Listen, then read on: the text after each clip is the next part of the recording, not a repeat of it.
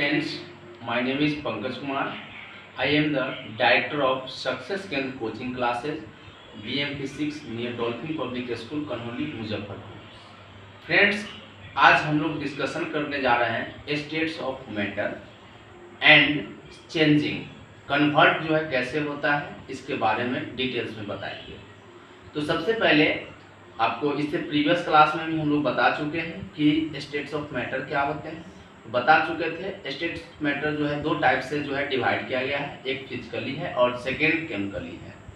जिसमें से जो है हम लोग अभी जो आज डिस्कशन करने जा रहे हैं उसका नाम है फिजिकल क्लासिफिकेशन. तो फिजिकल क्लासिफिकेशन में मेनली 3 टाइप्स आते हैं, सॉलिड, लिक्विड एंड गैस. आप लोगों को पता होना चाहिए कि सॉलिड क्या होते हैं, लिक्विड क्या होते हैं और गैस क्या होते हैं. तो सॉलिड का बात किया जाए तो सॉलिड का आपका वॉल्यूम फिक्स्ड होता है, वॉल्यूम फिक्स्ड होता है और शेप भी आपका फिक्स्ड होता है. जैसे आपका बुक है तो बुक एक प्रकार का सॉलिड का एग्जांपल है. तो बुक का जो है शेप हमेशा फिक्स रहेगा और वॉल्यूम भी फिक्स रहेगा. सेकेंड है आपका लिक्विड. तो लिक्विड का वॉल्यूम तो फिक्स रहेगा लेकिन इसका शेप फिक्स नहीं रहेगा. जैसे कहने का मतलब है कि एग्जांपल के लिए लेते हैं 1 लीटर पानी ले लीजिए.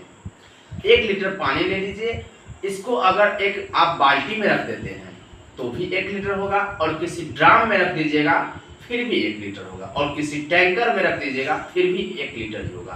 बट इसका शेप जो है अलग अलग होता है, डिफरेंट होते हैं. जैसे अगर बाल्टी में रखिएगा तो कुछ और शेप होगा, ड्राम में रखिएगा तो कुछ और शेप होगा और टैंकर में रखिएगा तो कुछ और शेप होगा. अब आते हैं गैस की बात. तो गैस का न तो फिक्स शेप होता है और न ही फिक्स्ड वॉल्यूम होता है.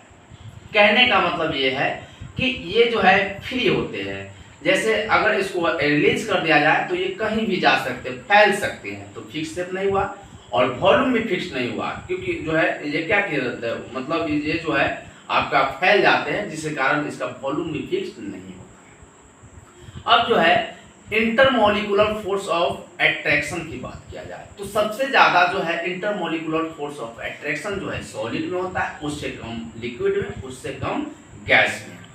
अब जो है इंटरमोलिकुलर बॉन्ड होता है. बॉन्ड जैसे क्लोजली एक पैक्ट होता है, उससे कम पैक्ट होता है लिक्विड में और उससे कम पैक्ट होता है आपका गैस में. गैस का जो पार्टिकल्स जो होता है वो फैला हुआ रहता है, उसके अपेक्षा में जो है कंपेयर में आपका लिक्विड में कम रहता है और सॉलिड में तो सबसे ज्यादा रहता है, क्लोजली पैक्ड रहता है. ये सब कुछ आपका प्रॉपर्टीज देखने को मिल गया.